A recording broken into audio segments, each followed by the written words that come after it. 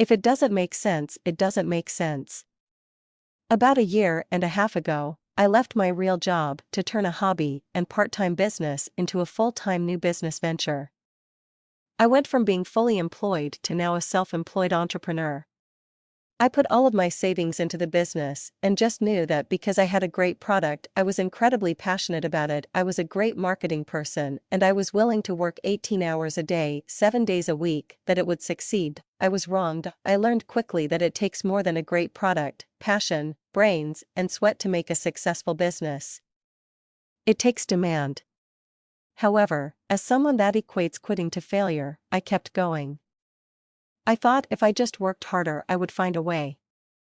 After all, I was creating beautiful memory pieces by taking photos and turning them into art. But what I didn't take into account was the recession. While there might have been a higher demand for my product before the recession hit, now there was not. I became more and more exhausted. I literally had given it everything that was inside me. One night around midnight, I was in bed reading an article in Success magazine. I can't recall the author, but the article was about what products and services would succeed in the recession. Then it hit me. I didn't factor in demand and the current economic environment. I felt so incredibly stupid. I was supposed to be a smart businesswoman. I just assumed there would be a market for moms or whoever that wanted beautiful artful designs of their favorite photos. One of my saving graces in marketing my company was Facebook. It was there that I generated interest in my product and where the majority of my sales came from. I taught myself how to maximize Facebook through branding and design. I discovered that Facebook is an amazing web presence for any business as it is a way to actually communicate with your visitors in real time. I was able to gauge which designs would sell just by posting pictures and getting reactions. It is also where I first learned to cut out a step in the sales conversion. Instead of sending my customer to a website to make a sale, through Facebook's shopping cart I would make the sale right there.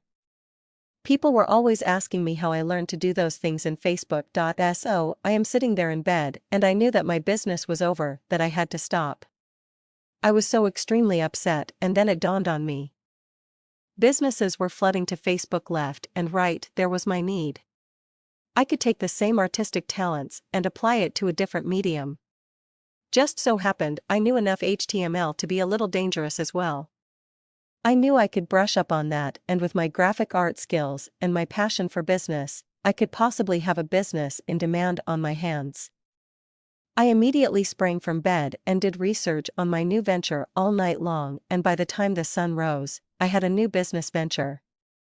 I felt in my gut, I knew it was a good decision, and indeed it was. That was about a year ago, and my new company is going wonderfully, still in its infancy, however, a viable business.